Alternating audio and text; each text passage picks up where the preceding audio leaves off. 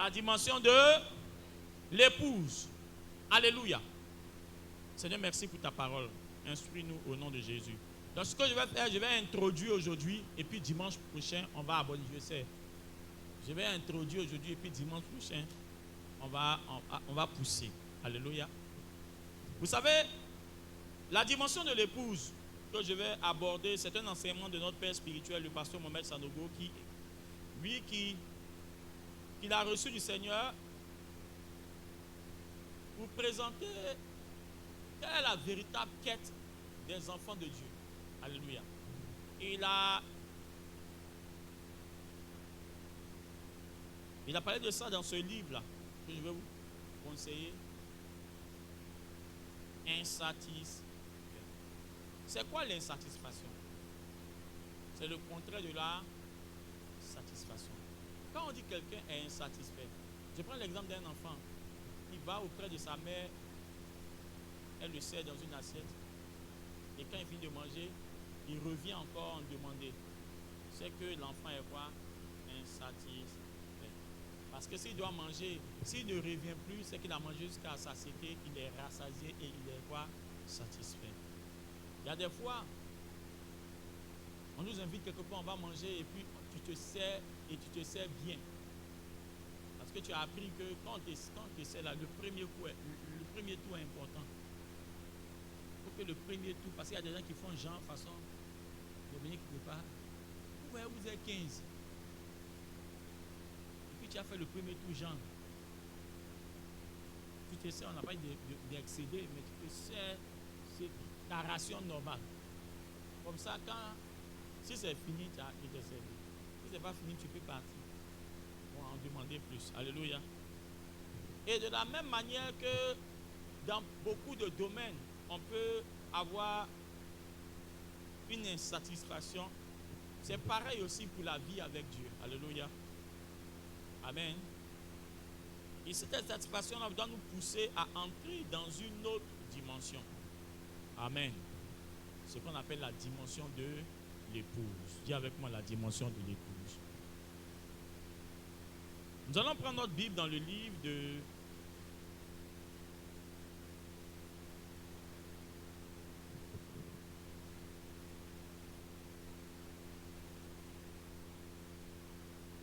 Matthieu 13, verset 33. Matthieu 13, verset 33, qui dit ceci. Il leur dit cette autre parabole. Le royaume des cieux est semblable à du levain qu'une femme a pris et mis dans 3 mesures de farine jusqu'à ce que la pâte soit toute quoi levée. Alléluia. Et donc le pasteur disait que quand il a vu 3 mesures, il s'est posé la question de savoir pourquoi pas 4, pourquoi pas 5. Pourquoi 3? Jusqu'à ce que l'Esprit lui dise que les 3 mesures mettent en évidence, révèlent les 3 dimensions, alléluia, les 3 dimensions de la marche avec Dieu, les 3 dimensions de la relation que tout homme a avec Dieu. Et si vous avez remarqué, la dernière fois je parlais du tabernacle de Moïse, pour les différents niveaux de l'intimité avec le Seigneur. Et on voit que dans le tabernacle de Moïse, il y avait 3 parties. La première partie, c'est quoi? C'est quoi? Le parvis extérieur qui est la cour. Et j'expliquais que quand vous achetez un terrain, une concession, même si la cour vous appartient, même si la cour, elle n'est pas couverte, elle n'est pas bâtie, et du moment où vous êtes dans votre parcelle, la cour et le parvis extérieur est votre propriété. Amen. Et après le parvis extérieur, nous avons quoi? Le lieu saint, qui est la 2e étape, et nous avons maintenant la 3e étape qui est le lieu. Amen.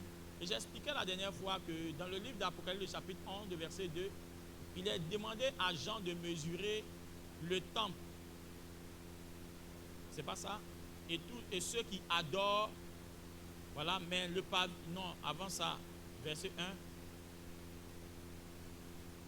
En me donnant un roseau semblable à une verge en disant, lève-toi et mesure le temple de Dieu, l'autel et ceux qui y adorent. Amen.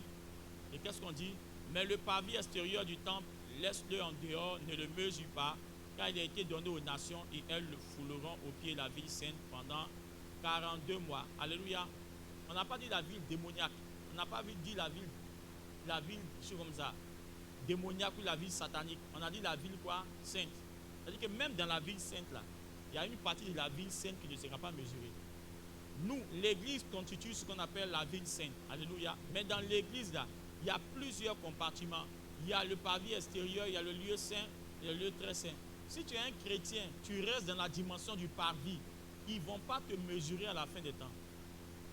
Et la Bible déclare que cette partie de la ville sainte là, elle sera foulée aux pieds par les nations pendant 42 mois.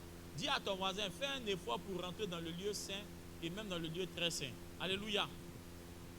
Et donc, lorsque Jésus parle des 3 mesures, ces 3 mesures-là, ce sont les 3 niveaux d'influence, les 3 dispensations, les 3 dimensions dans lesquelles un chrétien doit progresser. Alléluia. Je disais au premier culte que lorsque vous prenez un enfant, lorsqu'il naît, l'enfant qui est né, il ne connaît ni le bien ni le mal. Alléluia. Mais cet enfant-là, pour qu'il devienne un adulte, qui va pouvoir se reproduire, qui va pouvoir être en bénédiction à son pays, il faut que ses parents s'occupent de lui. À savoir, lorsqu'il va avoir 4 ans, 5 ans ou 6 ans, il faut que les parents le mettent à l'école. Et pourquoi les parents le mettent à l'école? Parce que les parents ont en vue son devenir. Il y a des fois même l'enfant, mais il ne sait même pas pourquoi il va à l'école. Mais les parents savent pourquoi ils mettent leur enfant à l'école.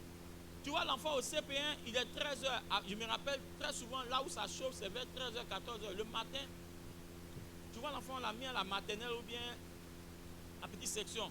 Il aime le carreau. Quand tu lui portes ça, elle est good. Il est content, bien fourré. Qu'elle arrive 2 jours, 3 jours. Or, il avait l'habitude, vers 9h ou bien 10h, de faire sa sieste.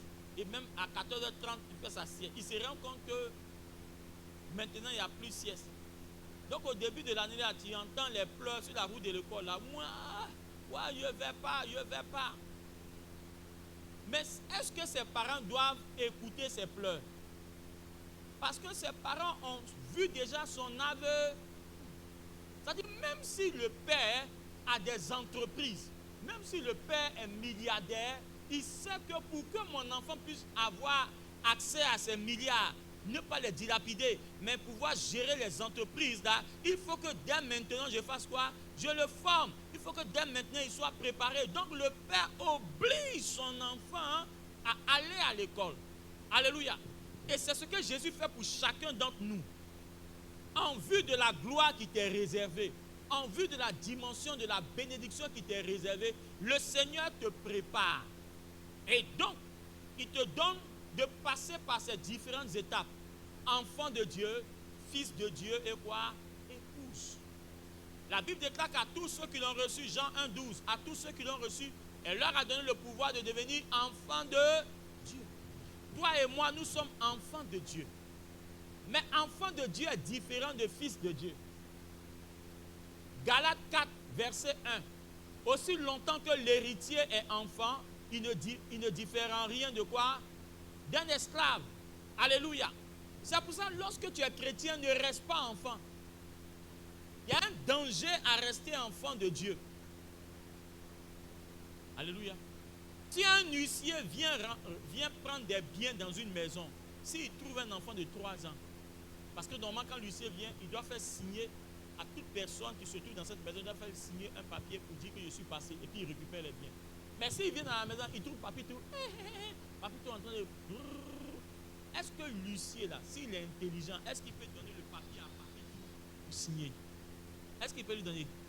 Mais pourquoi il ne peut pas le faire? Parce que c'est un enfant. Enfant veut dire qu'il ne sait pas. Il sait que l'enfant n'a pas l'âge. Je disais au premier culte, si une maman met au monde un enfant qui a atteint de quoi? De trisomie 21 ou bien trisomie 13. Vous connaissez la trisomie 13, non? Mais trisomie 21. Il y a des enfants quand ils naissent, ils sont comme ça. Vous avez déjà vu les enfants? Et puis on dit, ils sont mongos. l'enfant est mongol. Dans certains quartiers, on dit l'enfant est bête. Il n'est pas bête. On dit il est mongol. C'est une maladie, on appelle la trisomie quoi 21. Vous allez voir que lorsque la maman va mettre l'enfant au monde, comme Jésus l'a dit, sa tristesse va se transformer en quoi? En joie. Mais lorsqu'elle va regarder le visage de son enfant, elle va à nouveau tomber dans la tristesse. Pourquoi? Parce qu'en regardant les traits des yeux, elle va se rendre compte que sûrement l'enfant est atteint de quoi? De trisomie 21. Et on nous a dit à l'école que très souvent cette maladie-là, on la contracte, les femmes les contractent quand elles sortent et elle est vieux.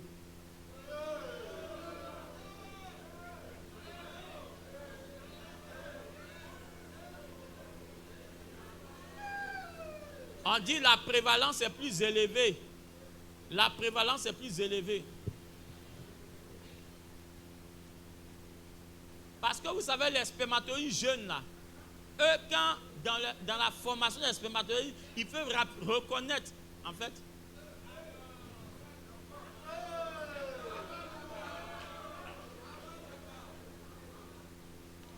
dans la biologie, l'organisme a un système de réparation. L'organisme a un système de réparation. Quand quelque chose n'est pas juste et normal, l'organisme est capable de le détruire. Mais au fur et à mesure que l'âge avance, voilà, la capacité de destruction baisse. C'est quoi la trisomie? Normalement, les spermatozoïdes sont monocaténaires. Sinon, les spermatozoïdes ont quoi? Un seul chromosome. L'ovule de la femme a un seul chromosome. Donc la fusion des chromosomes à la fécondation permet d'avoir quoi? 2 N chromosomes. Est-ce que vous comprenez? Voilà. Non, ça c'est notre travail. Ça c'est mon travail. Hein? Oh, boss, non, ça c'est... Bon, ça c'est le professeur de SVT qui parle maintenant. Maintenant, c'est quoi la trisomie? Comme je vous ai dit, normalement, le spermatozoïde a un seul chromosome. Il est N chromosomes. La femme aussi, l'ovule de la femme, elle est quoi? N chromosomes. N plus N, ça donne combien? 2 N. Qu'est-ce qui va se passer? Il y a une erreur. Au moment de la fabrication, soit des spermatozoïdes ou bien des ovules, au lieu que ce soit un seul chromosome qui parte, ce sera 2 chromosomes qui seront dans le spermatozoïde, ou bien 2 chromosomes qui seront dans l'ovule. Très souvent, c'est le spermatozoïde. Donc, s'il y a 2 chromosomes dès le départ, avant la fécondation, ça va faire quoi? 2 N plus N venant de la femme, ça va faire quoi? Ça va faire 3 N. C'est pour ça qu'on parle de trisomie. Donc, l'enfant peut vivre, mais il ne peut pas se reproduire. Parce que dans son ADN, au niveau 21, voilà, les chromosomes de la 21e paire sont au nombre de quoi? Ce ne sont pas des paires, ce sont des plis. C'est de là que vient la maladie. Donc, pour revenir à mon enseignement, je vous disais que lorsque la maman met au monde, l'enfant elle est heureuse, mais quand elle constate que l'enfant a des quoi? A des traits de trisomie, elle devient triste. Pour quelle raison? Parce qu'on lui a dit que cet enfant-là, il ne pourra pas, même si morphologiquement, il va prendre de l'âge, même psychologiquement, son intelligence va s'arrêter à l'âge de 6 ans ou plus quoi, 9 ans. Vous comprenez? Et c'est ça la tristesse de la mère. Parce que la mère sait que cet enfant-là, même si il va prendre de la corpulence, mais il ne peut pas avoir cette intelligence-là pour devenir adulte. Malheureusement, dans nos églises, il y a plein de trisomies. Il a duré dans l'église. Son papa spirituel le regarde. Cet enfant-là, il est dans l'église, hein? Mais il a atteint des trisomies. Parce qu'on se rend compte qu'il n'avance pas, il ne grandit pas.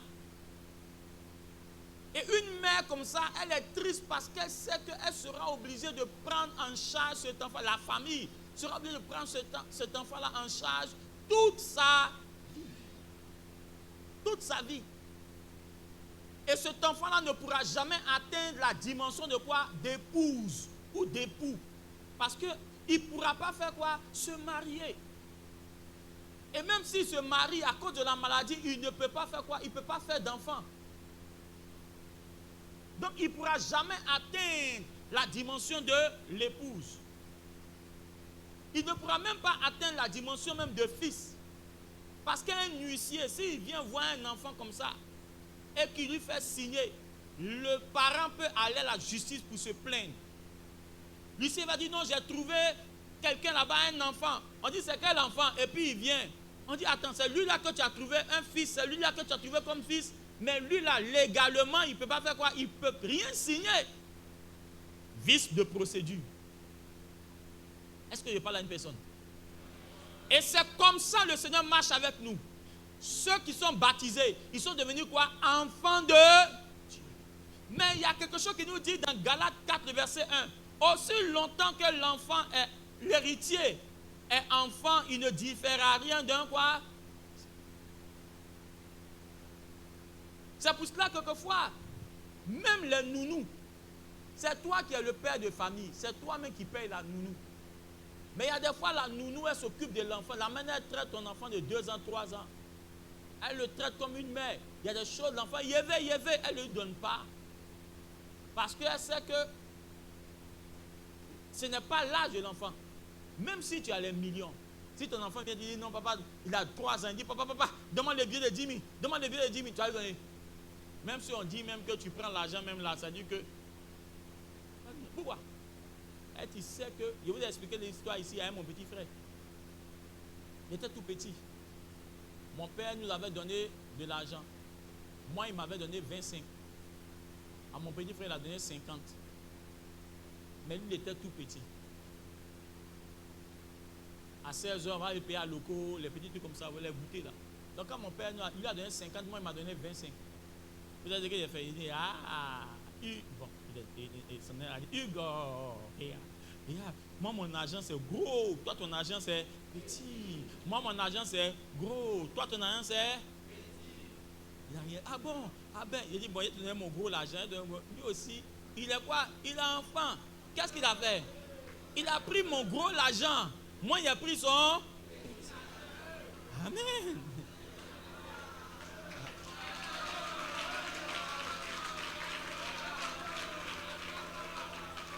Qu'est-ce qui est... La différence, c'est quoi? Lui, il est enfant. Moi, je suis fils. C'est-à-dire que j'ai la capacité de quoi? Comprendre. Je savais que ce n'est pas la taille, mais c'est le numéro qui est sur l'argent. Alléluia. Ce n'est pas la taille, c'est le numéro. C'est ça la différence. Un enfant de Dieu, il ne peut pas avoir accès à beaucoup de bénédictions dans la maison du Seigneur. C'est ce qui fait qu'il y a beaucoup d'insatisfaction. C'est vrai qu'il y a beaucoup de personnes qui sont dans la maison du Seigneur, elles sont tristes. Parce qu'il a donné ma vie à Jésus, mais pourquoi je ne vois pas? On m'a dit, si tu donnes ta vie à Jésus, il va faire ceci, il va faire, mais je ne vois pas. Mais tu es encore enfant. Quand tu es enfant, là, on ne peut pas te donner un billet de 10 000. Si l'homme ne peut pas faire ça, ce n'est pas Dieu qui va faire. Parce qu'il sait qu'il y a des bénédictions qui vont te détruire. Il y a des bénédictions qui vont te rendre insolent. Tu vas commencer à insulter tout le monde. Donc, Dieu te dit quoi? Il dit, mon fils, pousse. Et de la même manière que les parents mettent l'enfant à l'école, ils le poussent pour qu'il atteigne CP, BEPC, jusqu'en quoi? Bac. Quand l'enfant est arrivé au bac, on dit, ah, mon enfant a grandi. Et on se dit que maintenant, il est devenu on ne va pas dire un adulte, mais c'est un fils. Alléluia. On a l'impression qu'en Côte d'Ivoire, tant que l'enfant n'a pas eu bac là, il n'a pas encore grandi. C'est qu'elle dit, c'est vrai ou c'est faux? C'est pour ça que l'enfant lui-même là, quand il a son bac même là, il déchire son kaki pour dire que, ou bien elle déchire sa robe pour dire, à partir d'aujourd'hui là, je ne suis plus enfant. Je suis devenu maintenant grand. Même si tu as 17 ans. Parce que maintenant, on sait qu'il y a des enfants qui ont à 17 ans, donc il y a le bac. Même si tu as 17 ans. Mais il se dit qu'il est devenu grand. Pourquoi? Parce qu'il rentre dans la cour des grands. Où ça? À l'univers. Ou bien dans une grande école. Est-ce que je parle à une personne? C'est pareil. Quand vous marchez avec le Seigneur Jésus, quand vous êtes enfant, on ne vous donne pas tout. Un bon papa ne va pas tout vous donner. Tu vas pleurer. Ah, papa, tu m'aimes pas, tu m'aimes pas. Maintenant, quand tu deviens fils, la Bible déclare que tous ceux qui sont conduits par l'Esprit de Dieu sont quoi? Fils de Dieu. Quand tu deviens fils maintenant, Dieu t'accorde un peu plus de responsabilité. Et comme tu es conduit par le Saint-Esprit, il va te permettre d'être guidé afin de pouvoir obtenir les choses qui sont importantes pour ta vie. Mais ce n'est pas suffisant. C'est pour cela que parmi nous, beaucoup sont conduits par l'Esprit de Dieu. Mais jusqu'à présent, ils n'obtiennent pas tout ce qu'ils veulent. Pourquoi? Comme moi, je suis demandé à Dieu, ce n'est pas encore venu. Qui est comme moi ici? Et c'est ce qui crée ce qu'on appelle quoi? L'insatisfaction. Tu as dit, mais Seigneur, de donner ma vie. Je me suis baptisé.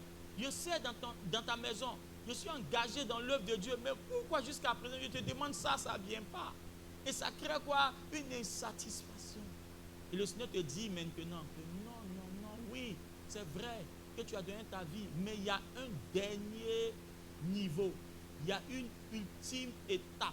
Il y a une dernière dimension. Quand tu vas atteindre cette dimension, tout ce que tu demandes, tu vas avoir. C'est ce qu'on appelle la dimension de l'épouse. Amen. C'est pour ça qu'on parle des 3 mesures de farine. La première dimension, c'est la dispensation des serviteurs. Alléluia. Dis avec moi le serviteur. C'est la dispensation des serviteurs. Hébreux 3, verset 5. Pour Moïse, il a été fidèle dans toute la maison de Dieu comme serviteur pour rendre témoignage de ce qui devait être annoncé. Mais Christ l'est comme fils sur sa maison. Et sa maison, c'est nous, pourvu que nous retenions jusqu'à la ferme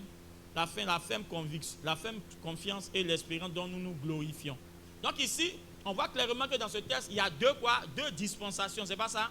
Et la dispensation du serviteur, on dit Moïse, là, il est le modèle du serviteur. Il a été fidèle dans la maison comme serviteur. Mais pour faire quoi? Pour annoncer un autre niveau, pour annoncer une autre dispensation, la dispensation de la grâce. Toi et moi, nous sommes sauvés par la grâce. Ce n'est pas au moyen de nos œuvres, cela ne vient pas de nous, mais c'est Dieu qui nous a aimés. La Bible déclare que la loi, Jean 1, je crois, je ne sais pas c'est verset combien, 17 ou bien 18, la loi est venue par Moïse. La dispensation de la loi, la dimension de la loi, la dimension du service est venue par Moïse. Mais la grâce et la vérité sont venues par Jésus-Christ. Et chacun d'entre nous ici, nous sommes des graciés. Alléluia. Nous ne sommes plus des serviteurs. C'est vrai peut-être que dans le boulot, dans l'Est, on nous appelle serviteurs dans notre démarche, lorsqu'on sert Dieu. Mais chacun d'entre nous ici, nous sommes tous des graciés. Dis avec moi, je te salue, gracié. Normalement, on doit t'appeler, mais je dois m'appeler Kwasi Grâce Darius. Amen. Ça a choqué un peu. Kwasi Grâce Darius. On dit, c'est quel nom ça? C'est quel serviteur de Dieu ça? Il s'appelle Kwasi Grâce. Parce que remarquez que beaucoup de sœurs changent leur nom, on les appelle Grâce. Maintenant, nous, si on change notre nom, on s'appelle comment? Il y a connu beaucoup de sœurs musulmanes. Et Dieu les a baptisées à nouveau, leur a donné un nouveau nom. La plupart du temps, elles s'appellent comment? Maintenant, Hassan, toi, tu t'appelles comment? Les frères musulmans, là, si Dieu vous demande de changer de nom, vous devez vous choisir quoi? Si Dieu... Donc, nous, on nous donne le nom de Timothée. Papa Karambiri s'appelle quoi? Mamadou Philippe. Il a pris Philippe. Nous, on doit prendre grâce aussi. Parce que nous tous, nous bénéficions de la grâce de Dieu. Mais ce n'est pas parce que tu es dans la grâce de Dieu que tu as atteint la dimension de l'épouse. C'est ça. Même Jésus a dit à ses serviteurs, c'est dans Jean combien? Il dit, je ne vous appelle plus quoi? Serviteur. Mais je vous appelle ami. Je ne vous appelle plus serviteur, mais je vous appelle ami. Pourquoi? Parce que le serviteur ne sait pas ce que son maître fait. Mais l'ami, il sait. Vous êtes tout appris. Vous comprenez? Dis à ton voisin, sois un ami de Jésus. Mais même ami de Jésus, ce n'est pas suffisant. Parce que les amis de Jésus, je vous enseigne, c'est les amis de Jésus là. Quand ça a chauffé, ils ont fait quoi? Ils ont fait quoi? Ils ont tchala. Quand tout allait bien, ils étaient là. Oui, c'est nous, c'est moi ici le commando, laissez la place. Le Seigneur arrive, le Seigneur arrive. Les gens ont dit, il y a une foule, dégagez, dégagez, dégagez. Jésus arrive, Jésus arrive. Ça, c'est quand tout allait bien. Même quand Jésus, il était tellement, il voulait tellement sauver les gens que quand on envoyait la nourriture, on dit, Jésus dit non, que ma nourriture que je veux manger là, elle n'est pas de ce monde. Vous ne la connaissez pas. Ils disent, ah bon, tu ne manges pas? Oh, ils ont tapé le plat même rapide. Alléluia. Oui. Jésus était dans une autre dimension. Jésus dit non, il dit je ne mange pas. J'ai faim d'une nourriture que vous ne connaissez pas. Normalement, quelqu'un qui est intime, il doit savoir la nourriture dont Jésus. Alléluia. C'est comme par exemple, on arrive quelque part. On arrive quelque part. Et puis, dans une fête. Et puis on commence à nous servir. Ceux qui ne connaissent pas le pasteur, ils vont vouloir servir quoi? Voilà, mais ceux qui connaissent le pasteur, qu'est-ce qu'ils vont servir? Du tchèp. Ils savent que le pasteur commence d'abord par le... Et puis maintenant après ça vient. Comme tout atier, il va dans une fête. Si tu veux, il faut servir du riz, il faut servir lasagne. Non. Et il va sortir là et dire, vraiment, on est parti dans cette fête-là, vraiment. C'était bien, mais on n'a pas bien mangé. Parce qu'un bon atier, il doit manger du foutou et du bien coussu. Si avec les atiers, il est vu. Matin, boum, boum, boum. À midi, boum, boum, boum. Le soir, boum, boum. Du premier au... Alléluia. C'est comme ça. Donc, l'intime là, le serviteur, il ne sait pas ce que son maître fait. Mais l'intime, l'ami, il sait tout. La dimension de l'épouse, c'est une dimension d'intimité avec Dieu. C'est pour cela que le Seigneur lie sa relation avec les hommes comme une relation quoi? Maritale. Une relation de foyer. Alléluia. La relation que nous avons avec Dieu là, c'est une relation de foyer. Jésus est l'époux, nous sommes son épouse. Amen. Jésus là, c'est lui qui est le mari. Nous tous là, qui constituons l'église, nous sommes son épouse. Bon. Je ne vais pas aller plus loin parce que si je vais plus loin, la seule chose que je vais vous dire, je vais vous donner un exemple de relation amoureuse. Comment? Parce que vous savez que Jésus a dit quoi? Il dit le mystère est grand. Il parlait de quoi? Concernant l'église, de Christ et l'église, quand il parlait du mariage. Où il demandait à l'homme, il dit c'est pour cela que l'homme quittera son père et sa mère, Éphésiens, je crois que c'est Éphésiens 5. Il dit l'homme quittera son père et sa mère et s'attachera à sa femme. Ce mystère est grand. Mais il dit quoi? En parlant de Christ et de son épouse. Toutefois, que chacun ait sa femme et que chaque femme ait son... Il voulait parler d'une relation. Et la relation qui existe entre nous et le Christ, c'est une relation d'époux. Si on ne comprend pas ça, regardez ce qui est en train de venir dans le monde. Avec les JO, les gens nous ont montré quelle est la puissance et la force qui influence cette terre. Alléluia. Ce sont les enfants de Dieu, les chrétiens, qui ont été d'abord choqués. Sinon, les autres qui ne sont pas chrétiens, ah, mais c'était une belle fête, c'était une belle fête. Nous, on a regardé, on a vu ça là. Ils sont en train de faire adoration de qui? De Satan. Ils sont en train de faire qui? Ils sont en train de magnifier. C'est pour ça que les gens qui sont dans les mouvements LGBTQ, plus ou moins,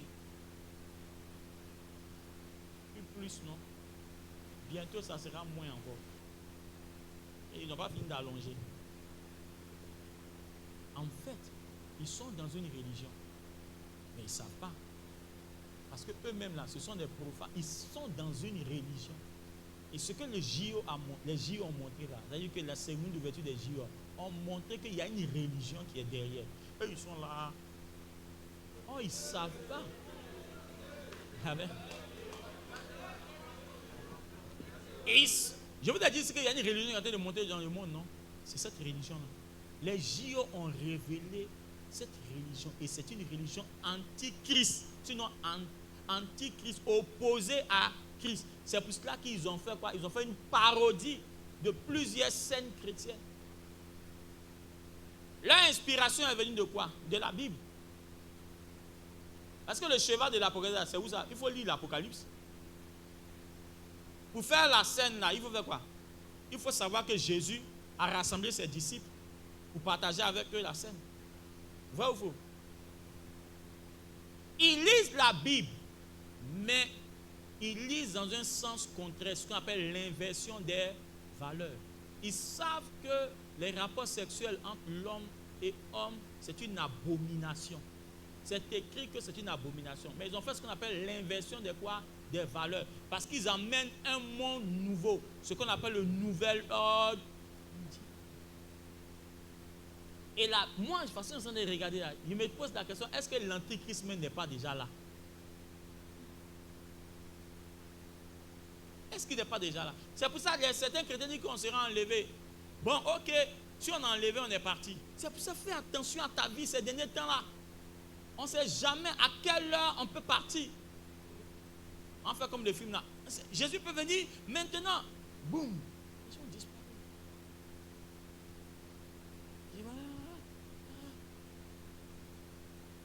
Vous savez, il y a des informations qui viennent de nos adversaires. Souvent, je dis aux gens, la personne qui peut mieux te parler de toi là, c'est ton ennemi. Amen. La personne qui peut mieux parler de toi et te donner ta vraie valeur, c'est ton ennemi. On ne se prépare pas à la guerre en fonction de ses amis. On se prépare à la guerre en fonction de quoi? De ses ennemis.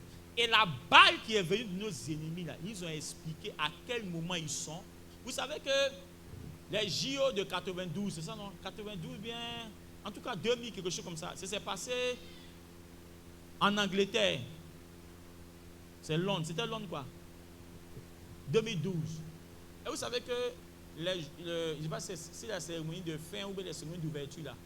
Ils ont monté des images, même chose comme ça, où ils ont mis des piqûres, des médecins, c'est-à-dire que plein de trucs, il y a des médecins en train de piquer les gens, comme s'il y avait une épidémie qui venait dans le monde. En fait, ils étaient en train de dire quoi? La pandémie, il y a une pandémie qui arrive. Et les gens n'ont rien compris. Satan ne sait pas se cacher. Pas qu'il ne sait pas se cacher, il n'aime pas se cacher même. Voilà, l'orgueil fait qu'il n'aime pas se cacher. Il aime se montrer. Mais en fait, les profanes ne savent pas que c'est lui. Sinon, ceux qui sont un peu, qui comprennent un peu la parole de Dieu savent que ce qui s'est passé là, c'est de lui. C'est de lui qu'ils sont. Ils étaient en train de parler. Ils ont parlé, ils ont fait l'hégémonie des personnes. Ils ont parlé de la pédophilie. Dans leur truc, ils ont parlé de la pédophilie. Les 3 enfants qui étaient sur le bateau, et puis qui sont partis, ils ne sont plus revenus. Ils parlaient même des sacrifices humains. Ils ont parlé de toutes ces choses-là. Mais les autres, waouh, c'est joli. Mais nous avons l'Esprit de Dieu. C'est pour ça, si tu n'as pas l'Esprit de Dieu, là, tu ne peux pas discerner. Il y a des choses qui vont venir dans le monde, tu ne peux pas discerner. C'est l'Esprit de Dieu qui va t'enseigner que ça, c'est une abomination. Alléluia. Mais ça, c'était tellement flagrant. Ils pensaient qu'ils géraient tout. C'était tellement flagrant que même des pays arabes, des pays musulmans, ils ont, je ne sais pas qu'on appelle le truc là, ils ont fermé, censuré certaines parties de ces JO. C'est l'une des JO où les gens ne comprenaient pas. Au point où le comité d'organisation a supprimé le truc sur YouTube. Parce que c'était fort. Ils étaient en train d'expliquer clairement que quoi? La bête de l'événement est là. Ils gèrent. C'est une religion. C'est pour ça que vous avez remarqué qu'il y avait beaucoup de LGBT. C'était pratiquement eux qui étaient là, quoi. C'est leur religion qui est là. Donc, si tu ne rentres pas dans la dimension de l'épouse, ils vont mesurer le temple et l'autel et ceux qui y adorent. Mais ceux qui vont rester au pavillon extérieur, là, ils seront foulés aux pieds. Et ce sont les nations qui vont faire quoi? Qui vont les fouler aux pieds. Faisons très attention. L'heure est arrivée où on doit rentrer, on doit faire un petit pas, un petit effort pour rentrer dans la dimension d'épouse. Que Dieu nous aide à cela au nom de Jésus. Alléluia. Et dimanche prochain, ce dont je vais expliquer va rentrer pleinement dans ce que c'est la dimension d'épouse. Amen. Vous voyez, lorsque vous êtes fils, vous pouvez rentrer dans la maison de vos parents. C'est pas ça? Vous voyez quoi? Il glisse, il va au salon, il joue avec le salon, la télécommande, il change les chaînes, vous entendez le petit frère. Non, moi, il veut regarder, puis oui, l'autre veut regarder quoi? Oh, papa, maman, tata, toujours. C'est pas ça? Ils ont droit à toute là, sauf un coin. C'est où ça? Quelle chambre? Pourtant, ce sont vos enfants. Mais là-bas, ils doivent faire quoi? Parce que s'ils coupent pour rentrer, on ne sait jamais. Donc les parents même sécurisent même le coin, mais tu as bon, l'enfant dit, boum, il rentre. C'est pas souvent les enfants, ils sont bandits. Tu as papa, et puis il me fait, il n'attend pas même que tu lui dises d'entrer. Si tu ne veux pas entendre, il fait, papa, s'il n'entend pas de bruit là, il enfonce. Mais les parents vigilants font, voilà. Alléluia. Oui, tu veux quoi? Non, je vais vous parler. Bon, après. Alléluia. Après, tu vas nous parler. Après, tu vas nous parler. Ça veut dire qu'il y a un lieu où ils ne peuvent pas rentrer, ils n'ont pas la liberté d'entrer. Mais dans ce lieu-là, l'épouse rentre. Quand l'épouse vient à la maison, même si elle est quittée dans les... Elle a fini l'épouse, quand elle rentre là, elle fait quoi? Elle a accès. Alléluia. Amen. Amen. Il y a des maris qui sont gentils. Elle a même accès même à la carte bancaire.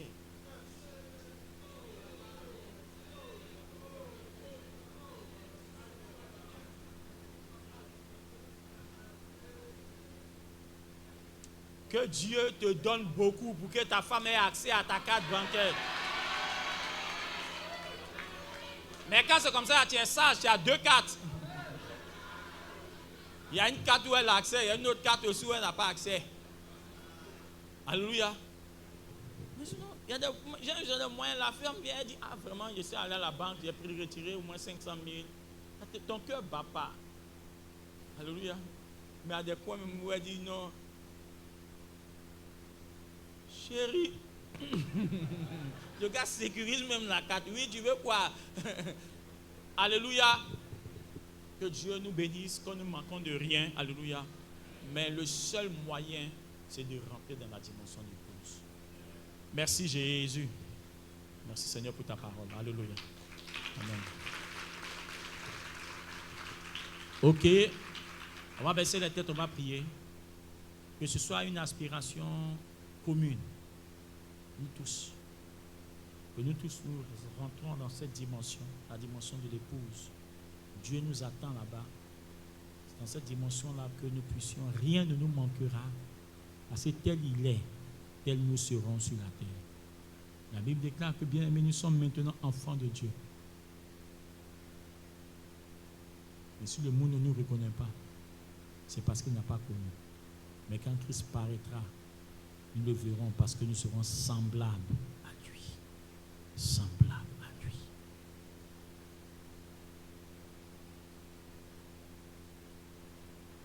Deux Corinthiens, je crois, 2, verset 3, qui nous dit, 2 Corinthiens, il dit que nous tous, ayant le visage découvert, nous sommes transformés en la même image. Lorsque nous contemplons le Seigneur, en la même image.